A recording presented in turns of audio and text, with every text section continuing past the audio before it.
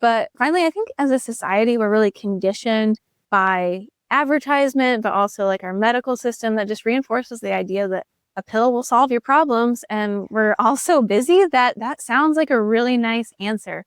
But unfortunately, if you just take a pill or, whatever form of medication you're taking, you might have more side effects from it. You might need to take more of it. And then that leads to more side effects, more complications, or it can just, you're not going to get as much out of it. Like it might make things better, but it's not going to heal your body like setting up good foundations of health will. Hi, I'm Dr. Monica Harrigy, and welcome to Truly Healthy MD. I have one question for you. What's really behind the way you feel? As a functional medicine doctor, I'm passionate about helping you uncover the hidden causes of your health concerns and finally connecting the dots. From balancing hormones to overcoming Lyme disease, boosting brain health, or just finding new ways to feel your best every day. This podcast is packed with insights and strategies to help you take control of your health and live fully. Ready to explore what's possible and be truly healthy? Welcome to the Truly Healthy MD podcast. I am Dr. Monica Harrigy. Today, we are going to talk about hormones. I know that 99% of my patients ask me about hormones. I love talking about this, teaching about this. Today, we have two naturopathic doctors, Dr. Serena Roussem and Dr. Heidi Codino. They are doctors at Blossoming Longevity. They service the Portland metro area. They have telehealth visits available in Oregon and Washington. But even if you're not in Oregon and Washington, if you are somebody who's interested in learning more about not only hormones, but root cause ways to improve your hormone health, please listen to our podcast today. Welcome, Dr. Serena, Dr. Heidi. How are you guys doing today?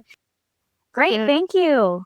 Awesome. Great to be here. Thanks for having us. Yeah, I am so excited about talking about this. This is definitely something that I feel there's so much interest around and a lot of information on the internet. Some of it might be misinformation. So I love talking to other clinicians about this so that we can set the record straight and make sure that we get some very good quality education out there. Such an important topic for most people. So tell me a little bit about yourselves, help our listeners understand your background, what led you to focus on hormone health. Sure. So I'm Dr. Heidi, and I've struggled with hormones my entire life. And so I've always been kind of a part of it, but never knew anything about it. And when I became a naturopathic doctor, I went to school with Dr. Serena, and we ended up starting a family medicine practice. And then we saw firsthand, how much need in the community there is and how much, or I should say how little we knew about hormones, because we learn about it, but I feel like we don't learn enough in med school. And so that's kind of how we started going, was just really us and our patients that have had to deal with things and not getting the help that we need. So we just started diving deeper and doing clinical things that actually led us to where we are now. Yeah. And to add to that, because Dr. Heidi doesn't like to share anything about herself, both of us have struggled with our own hormone problems from younger ages. And when we would go to doctors, we just felt like the options were so limited, and we felt like there was more out there, and we, did the work and did deeper dives, and now we want to bring that information to other people. Yeah, that's wonderful. So much education needs to happen so that people really understand and embrace their own hormones.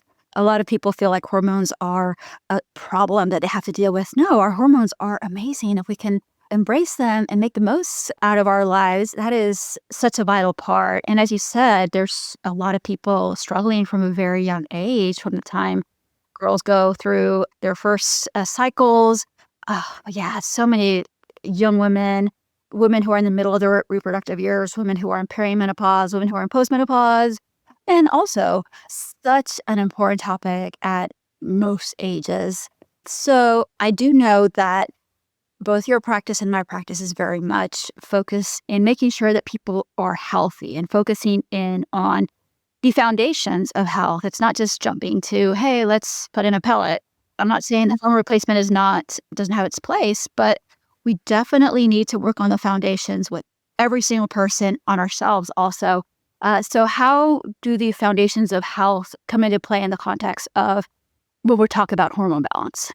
So, everything balanced in our body needs to be starting from the foundations of health. So let's kind of define what the foundations of health are. So it's your core lifestyle of like nutritional, movement, physiological principles, optimal function through all of your systems. So really it starts with healthy lifestyle choices. So regular movement, managing stress, getting quality sleep. Those are all essential to hormone balance, but just your whole body in a whole anyways. Also, nutrition is huge. And, we do live in America, and you hear the SAD diet, the standard American diet, and that is not nutritious pretty much in any way. And so nutrition is huge. We need a diet rich in whole foods, healthy fats, quality proteins, a lot of fiber, key nutrients that are going to fuel our body and our hormone processes. So like on the flip side, eating too little or relying on poor quality foods, that can really throw everything off hormonally. We also need to make sure that we're protecting our detox organs, especially liver, gut, bowels. All of these are critical players in metabolizing and eliminating either excess hormones or working well with hormonal balance to make sure that you are reabsorbing your hormones so that you can use them again. And, really it kind of just, again, brings it all down kind of to the gut. We all love to talk about the gut, but that's how we get rid of things. That's how we get all of our neurotransmitters, our hormones. That's how we are able to use all of those things. So it's really huge to make sure that we are supporting our liver and gut. And you can do that in healthy ways with all of the things that we've talked about already. And finally, we really can't ignore environmental factors. Endocrine disrupting chemicals are found in plastics, pesticides, personal care products. They can mimic or interfere with our natural hormones. And so it throws the whole system off.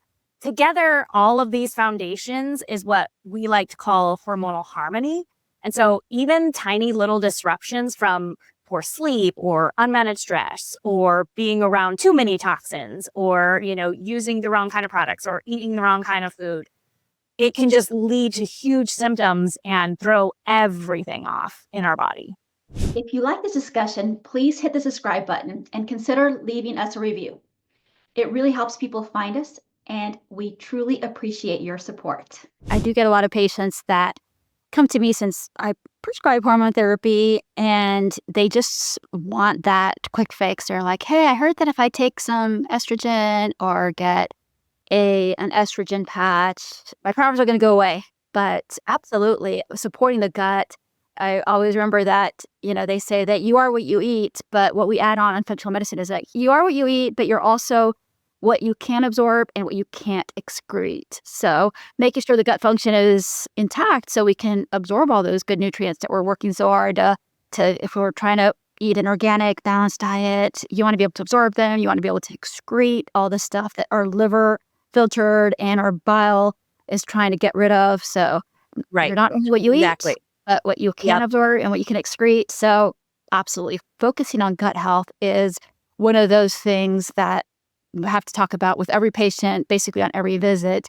And absolutely, I do get so many patients who just jump straight to, give me hormone replacement therapy and don't talk to me about all the foundational things. Why do we get so many patients that do that? What's your experience? Well, I think it's a lot to do with not knowing how important foundations of health are, or just how much they impact our overall hormonal health. And I think a lot of people think that, when I was younger, I didn't have to think about those things because my body just dealt with them. Well, unfortunately, the longer we live, the more, we get exposed to things build up. I mean, the body just starts needing more support throughout life. So it's important to make sure you're setting those foundations throughout life, but especially as we get older when we're typically talking to someone about hormone replacement therapy. But I also just think that we're often marketed things as healthy, which aren't and can really confuse people. I like to use the example of yogurt. I mean, yogurt should be a pretty healthy food in most cases. It's high in protein. It's typically a whole food, but a lot of brands are just full of sugar. And so then it becomes a not so healthy food. Or, if you're dairy intolerant, that's not going to be a good food for you. So it gets a little bit complicated when people don't know what to eat or what to focus on when there's foundations of health can be really overwhelming. And if you try to do everything at once. It's impossible, honestly. Even if you know everything, you can't do everything about it. And so food can be really overwhelming. Cutting out toxins can be really overwhelming. So I think a lot of people just get really overwhelmed and they think they're doing healthy things when they're not. But finally, I think as a society, we're really conditioned by advertisement, but also like our medical system that just reinforces the idea that a pill will solve your problems. And we're all so busy that that sounds like a really nice answer. But unfortunately, if you just take a pill or, whatever form of medication you're taking, you might have more side effects from it. You might need to take more of it. And then that leads to more side effects and more complications. Or it can just, you're not going to get as much out of it. Like it might make things better, but it's not going to heal your body like setting up good foundations of health will.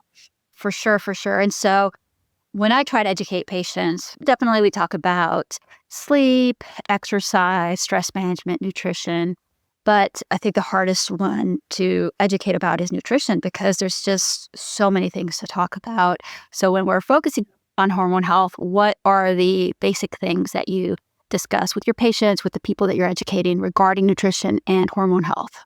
So really, I was a nutritionist before I went to med school. So this is kind of my forte. I love it. And I really break it down simple for them. So we do a lot of this before we even, test for hormones or what we need to do. But really, you can't eat the standard American diet. You need to feed your body real whole foods, not processed, not high sugar, not with a bunch of other toxins, microplastics, all those things, because those are all going to disrupt your hormones.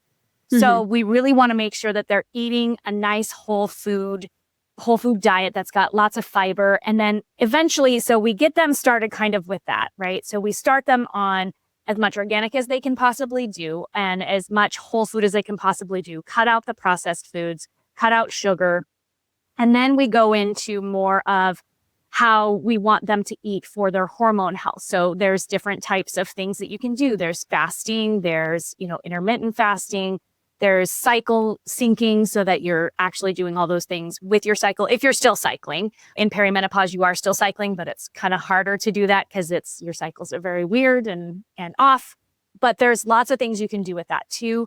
Typically, I'm not opposed to fasting. I don't think it's right for everyone, but if you are going to fast and you are cycling, I just tell you to do it in the first 3 to 14 days of your cycle because you don't want to really do it in your luteal phase. You need more food. And I think that's one of the other things, especially my generation, growing up in the 80s and 90s, is everything was, calories in, calories out. You want to make sure that you don't eat fat.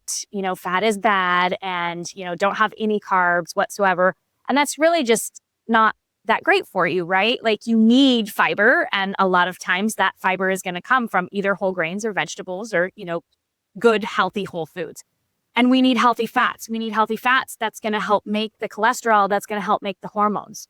And I think people often will kind of cut those out and think that they need to have certain amounts of things. And then we also make sure that they're eating enough protein because protein is huge, especially in perimenopause, menopause. But you need protein to help with your regulation of hormones. You don't want to break down your body to a point where it can't even make the hormones anyways. So you've got to eat a lot of protein. You've got to eat a lot of fiber, nice healthy fats. Those are what's going to help your hormones stay in balance. And just to add to that is that I do think you should individualize diets to your patients. When we are talking to our patients, those are our general recommendations, but there's lots of tweaking because I don't think everyone's body does great on the same general diets. There's lots of fad diets out there and people get hooked on them, but I'm a pretty pro whole food omnivore type diet just because it keeps things balanced. But I do think you need to still individualize even that general recommendation towards people because people can have different food intolerances that you need to cut out because that's going to cause inflammation and then that's going to ruin a lot of digestion if you're not cutting that out. Or they could have other things going on that you need to eat a specific way for a specific period of time to heal that portion. So there's a lot of individualizing with diet, but like Dr. Heidi said, the big rules are eat whole foods, fiber, protein, healthy fats. Fatigue, brain fog, mood swings, weight gain. If you're a woman in your 40s to 70s, you've probably been told that it's just aging. But what if it's not? At trulyhealthymd.com, we look deeper. Hormones, nervous system health, hidden toxicities. You're not broken. You just need a doctor who really listens. Visit trulyhealthymd.com and book a consultation today. It's time to feel like your real self again.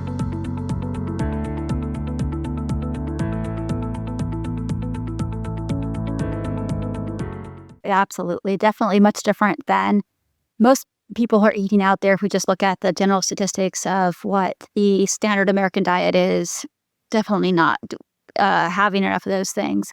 So yeah, and personalizing, not just for the things that you mentioned, also genetic factors, cultural factors. There's things that we need to take into account as clinicians when we're recommending a specific diet. So it drives me crazy when people are like, oh, I read about this diet on social media, I watched the TikTok, and that's what I'm going to follow. It's like, did you take into account that that's just not one diet fits all?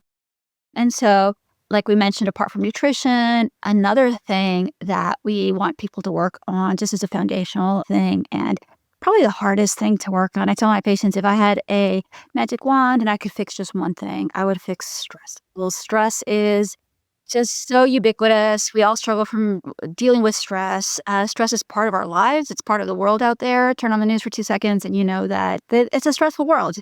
We can't escape stress, but teaching people how to deal with stress, how to manage that. Stress is part of also our circadian cycle, how people sleep, and how that affects all our hormones. And when we talk about hormones, people might think, hey, we're talking about estrogen. But no, we're talking about everything. We're talking about cortisol, we're talking about insulin, progesterone, testosterone, estrogen, all of thyroid hormones. These all interact. So how would you explain to our listeners the relationship between stress and all of these hormones, which are in a web and they all affect each other? I am the worst with stress, so I'll let her take this one. I struggle with it too, but as far as like the science behind it, Yes, I do like it's kind of a long-winded answer. I'll forewarn you. But stress, whether it's mental, emotional, or physical, like lack of sleep or poor nutrition or feeling stressed out because of work, it affects your hypothalamic pituitary adrenal axis, but really it affects your hypothalamus, and your hypothalamic pituitary axis affects a ton of hormones. But let's focus on the HPA first. That controls your stress response. And so when this system is activated too often or for too long, cortisol levels rise, and elevated cortisol starts to interfere with blood sugar regulation by increasing glucose production, suppressing insulin release, impacting insulin receptor function, leading to insulin resistance. Then this creates more internal metabolic stress, and that metabolic stress is another form of stress. So it goes back to the feedback into the HPA axis, and it signals the body that it's under a continued threat, which raises cortisol even more, creating like this vicious cycle of blood sugar imbalance and hormone disruption. So if that's one way that it is stressed out, then we can add other types of stress onto that. So then once that disrupted stress axis is going off, it also throws off our circadian rhythms, including our sleep-wake cycles, which further increase our stress response, adding into that vicious cycle. And then that poor sleep becomes yet another stressor, and that further breaks down the system. And then when you get into like other types of hormones, that's when your hypothalamus pituitary gonadal axis, or like your brain to your ovaries or your testes axis, comes into play, because they're all connected to that hypothalamus pituitary. That's like where your brain like sends the signals to your organs that make those hormones that says, hey, I want you to make these hormones. So if that upper control center is disrupted, it's going to impact all of these things. So when it's impacting your HPG axis, that governs your reproductive hormones, and chronic stress doesn't just affect the metabolism, but it also directly affects like estrogen and progesterone regulation. When the HPA axis is constantly activated, then it suppresses the HPG axis, and that can lead to reduced signaling from the brain to the ovaries or testes, resulting in lower production of hormones like estrogen, progesterone, testosterone. The downstream elevated cortisols can also speed up hormone metabolism, so then you burn through those hormones faster, so you not only could you be making less, but you could also just be burning through them faster than you normally would. And then on top of that, cortisol also binds to hormone receptors and blocks those hormones from binding to like where they're supposed to do their job. So your brain tells your other organs to make these hormones, and then those hormones go off and they do all these things. But then cortisol can get in the way and actually like block the road so it can't get there to do its job. And so it really creates this really big vicious cycle. And unfortunately, we live in this stressful society, like you said. And once we're in that stress state, it can be hard to get out of it. So usually when I'm trying to help my patients get out of it, I usually start really basic because it's super hard, struggle with it personally. But I usually say, let's decide on one non-negotiable that we are going to do. Whether that's once a day, once a week, or once a month, we're going to start somewhere. And we're going to pick the one thing that makes us feel less stressed. And so I know a lot of people are big on like meditation and stuff like that, and that's fine. But that doesn't work for everyone. So sometimes I break it down to as simple as like, okay, you get up and you have your cup of coffee in the morning. You're just going to sit there and enjoy that cup of coffee before you do anything else. That is just going to be your time to sit there and just be present, enjoying your coffee, not checking emails, not multitasking, trying to like prep breakfast. No doom scrolling. Yeah, no doom scrolling. I know, right? The scrolling. Oh yeah, my gosh, so that's hard. Well, that's hard to avoid. Yeah, so it could be as simple as that. And it's like, that's 5, 10 minutes, 15 minutes a day that I think everyone can really try to carve out if they're really serious about wanting to improve their health. And then that gives you those few minutes to calm down and not be stressed out. If you can't start there and you want to start with like, well, once a week I'm going to take a bubble bath, or like whatever it is for you, like I don't care, but we just agree on a non-negotiable and we start there and we build off that. Yeah, little baby steps sometimes, right? Sometimes we want to change everything all at once, but that's just not how humans work. We need to find little things that are actionable and don't feel like an insurmountable task. We can do it. We can move with things step by step. For sure. I'm all about the baby steps when it comes to change, like trying to set up those foundations of health. It's a baby step process for a lot of people. You just pick the one that you can agree to and stick to. Once that becomes a habit, you move on to the next one. Yeah, we do that a lot. Yeah.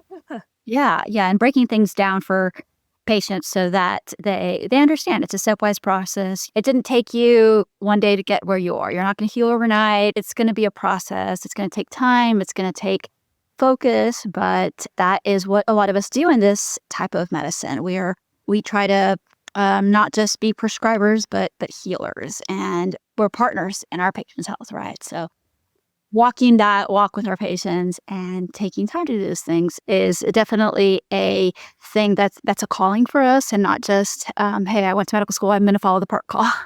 Yeah, so, exactly. It is a lot of cheerleading that you get to do. Yeah, that's a good way to describe it. Yeah, you get to really celebrate their wins, no matter how small it is. That's the other thing that I feel like a lot of people, they beat themselves up for not doing enough fast enough.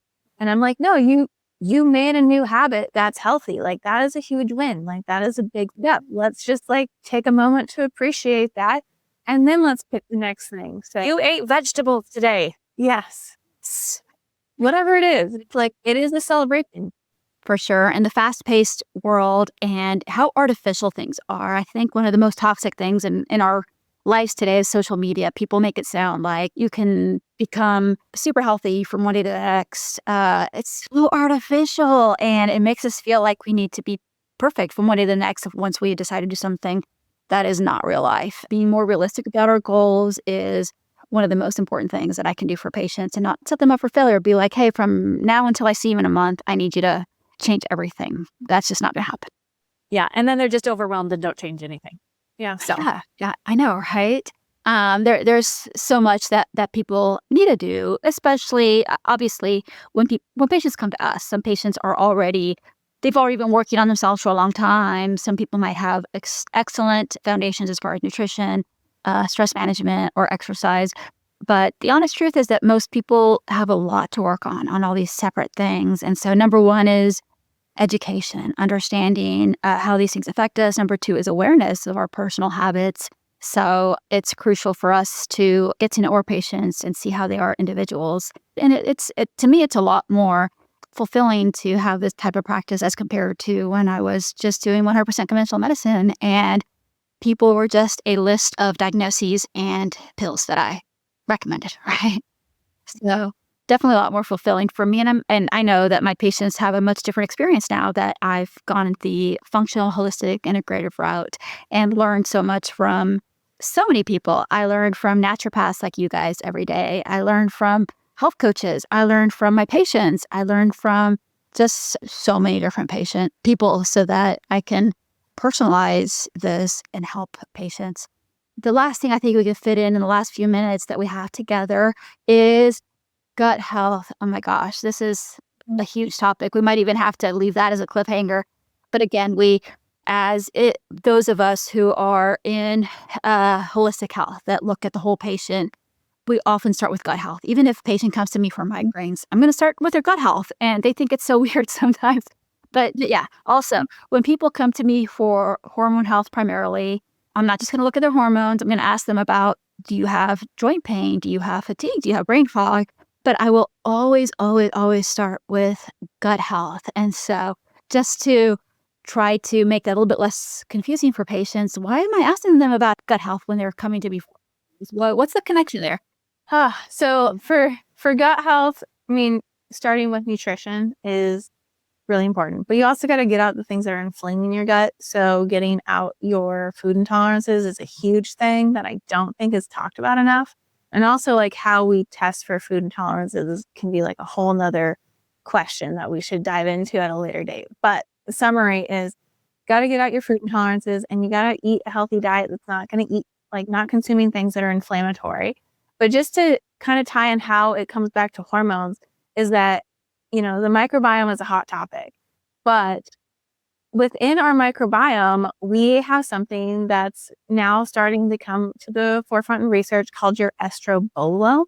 I know. That is so interesting. And I honestly, sorry to cut you off, but I honestly do not have a one sentence answer of how to tell people what that is. So if you can help me explain that, that's huge. Yeah. So it's a subset of the bacteria that produce a specific enzyme called beta-glucuronidase, which helps regulate how much estrogen is resorbed into your bloodstream through a process known as enterohepatic circulation. So when our ovaries make our hormones, or in this case, we're specifically talking about estrogen, it goes through our bloodstream, but then eventually it's going to come back into our digestive tract because our liver is going to process it. It's going to get dumped into your GI tract. And then when it's getting exposed to the bacteria in your gut, if there's a lot of beta-glucuronidase in there, that enzyme, it's going to be broken down faster. If there's not a lot in there, it's going to be broken down slower. When it's not broken down, it can be reabsorbed back into the bloodstream because that's how our gut works. We absorb things into the bloodstream. And so that's how it can drastically affect your estrogen levels throughout your entire life. But just as like a cliffhanger we should get into next time, it super impacts perimenopause and menopause. And yes. And those hormones also impact your gut health at that time because like we talked about, cortisol can make leaky gut. Your estrogen or lack thereof and progesterone and testosterone levels can also affect if you're having leaky gut and increasing that inflammation. And then those hormones can also affect your microbiome because your microbiome changes as you age, which then impacts this whole estrobolome period. So it's really complicated. But that is kind of the short and dirty is that your hormones are processed by the little bugs in your gut and they determine how much gets to go back and play and how much gets to leave after. And that really impacts other symptoms down the line. Yeah, that's a really good way of explaining it. I think the main thing I would add, whether this is something that our listeners or general population understands, is that when we say estrogen, there's no such thing as estrogen by itself. There's a ton of things. There's estrone, there's estradiol, there's estriol, and then those get metabolized, meaning change in our body. When we change them into the active form, they change into the 2-hydroxy, 4-hydroxy, 16-hydroxy, and we want to try to make sure that we have mostly the 2-hydroxy. I know this is getting crazy, and there's not going to be a quiz, but it is important for those people who are very interested in hormone health, because these are the terms that your clinician is going to use. These are the terms that you're going to come across when you're trying to optimize your health. And so we want to make sure that our gut health is healthy enough where we get rid of excess of the 4 and the 16. If you build these up, they will become inflammatory. They will give you all the bad symptoms that you correlate with hormones, like, oh my, I have breast tenderness, I have moodiness, I have inflammation. And so our gut will help us get rid of the 4 and the 16, and we want to have predominantly 2. And so obviously that's super simplistic. Those people who are researchers that might be listening to this, they're like rolling their eyes. They're like, that's simplistic, but just in very general terms. It's not like, yeah, I maybe have too much estrogen, too little estrogen, but what matters more is the balance between the 2, 4, 16, and how we as humans are. What I like to tell my patients is, there's so many like things on TikTok, like, oh, do this detox. Actually, our bodies are naturally made to detox every single day. That's what our body's doing all the time. That's what your liver's doing. That's what your gallbladder's doing. That's what your microbiome is doing. So you just need to support. That's what our poop and our pee are. People don't realize that. That's what our poop, our pee, our sweat, that's what it is. And our sweat, yeah. Yeah.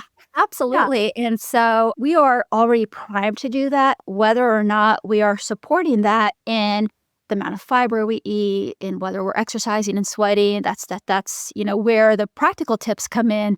But if anybody really wants to understand, especially estrogen, that's what they need to understand. There's not just estrogen in general. That's not a thing. That's just a term we use to simplify things. There's estradiol is the type of estrogen that we will really focus on, where we're going to measure the most, because that's the most active type. But if you really want to understand your hormones, you got to understand 2, 4, 16. 2 is the one that you want. Having good nutrition, good sleep, good bowel habits, making sure you're pooping at least once a day. That is what's going to keep the 2 higher, the 4 and the 16 lower. And so a lot of things to know. But in general, I do think the summary of what we've talked about today is, if you are worried about your hormones, whether you're a teenager and you're like, oh my gosh, my hormones are making me break out in acne, and my PCP wants to start me on a contraceptive, and I don't want to because I don't need it for contraceptive reasons, or you're going through menopause, or you're on replacement. Everybody out there, and men also need to understand that your lifestyle, how much exercise you're doing, how you're managing stress, how your gut is doing, that is the cornerstone. Please do not go to a low T clinic if you have not already at least thought about these things. Yeah, low T clinics are great. A lot of people have great outcomes with replacing hormones. I prescribe hormones to all my patients that qualify for that, but I will absolutely not ever prescribe a hormone in somebody who has not looked at the basics. We prescribe hormones all the time. We love hormones. Mm-hmm. Hormones are great. Hormones help your body. That's what's great for longevity. But we don't give them an ultimatum or anything, but we're kind of strict about it. Like, you need to change these things. You need to do these things. Also, you can't just have hormones, because nothing's going to change if you just add the hormones, and you have to do all of these things to make your body healthy. Yeah, absolutely. And I've had several perimenopausal women where we're thinking, both me and the patients thinking, oh my gosh, your symptoms are going to get so much better as soon as we start you on estrogen. And they get worse. I mean, I have had some cases where the patient comes back to their follow-up visit. They're like, I got so much worse on the hormone. I'm like, but it says that your estrogen's low. And it's because they had things like mold toxicity, overwhelm of all their detox mechanisms. So they weren't able to process the hormones in a natural way. Absolutely. So many things for us to educate the public, tell our patients. As you can tell, I get super passionate about this, because I know we get really geeky about it too. I love it. We could talk about this forever. And I love having conversations with other clinicians like you guys, because I feel like the most frustrating thing for me is to be looking on social media and seeing misinformation. And I know it's out there, and I'm like, that's one of the main things I want to do, is set the record straight, make sure that people understand these things, so that they're not just trying to have, like we said previously, the quick fixes, or trying to change a lot of things that are not going to help. So Anyway, I so much appreciate you guys being on here, and we will definitely have a part 2. Like I said, we got to finish talking about the gut because that's such a large topic. We could probably have like hours of conversation, but we got to finish talking about the gut. I want to talk to you guys about testing. That's a question that I get a ton. Going through cases also helps my listeners and patients understand a little bit more, something more personalized, let's say. And what I do like to talk about hormones over time. Obviously, if we're talking to somebody who's on hormone replacement, they're in their 50s, 60s versus a teenager that I get that's like, hey, I need help with my hormones, but I don't care about what you do with your 60-year-old. Talking about that. And finally, I think the most important thing we can do to educate the public is, even though we obviously can't give medical advice to people who are not our patients, we can definitely talk to them about things that are actionable, steps that everybody needs to know so that they can go ahead and start making a difference in their everyday health.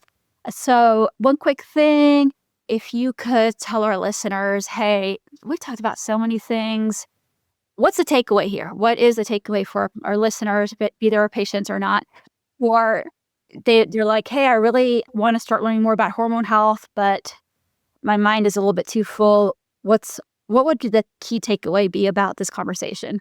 I would say that if you focus on your foundations of health, wherever you're going to start, whether that's reducing your stress, improving your nutrition, or getting more movement in your life, because movement is medicine too. Start with one of those and you will see improvements in your life, in your symptoms, in your hormones. So pick something that feels actionable and slowly make those changes over time and you will see improvements. So you don't have to understand all the science to make those changes and you'll start to feel better.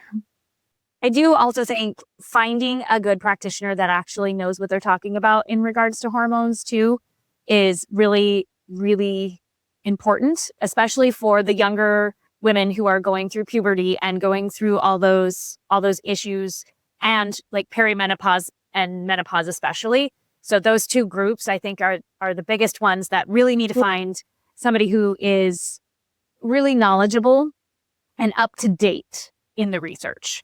So that they can get the help that they need and not kind of be dismissed. Because I see a lot of people dismissed a lot, like, oh, you're too young for that to happen to you. Or, oh, it's okay. It's just puberty. You'll live through it and it'll be fine. But there are things we can do for these kiddos and for women in perimenopause, menopause. You don't have to suffer through all these transitions. Yeah. We didn't work so hard to develop medicine to just be like, oh, that's just part of life.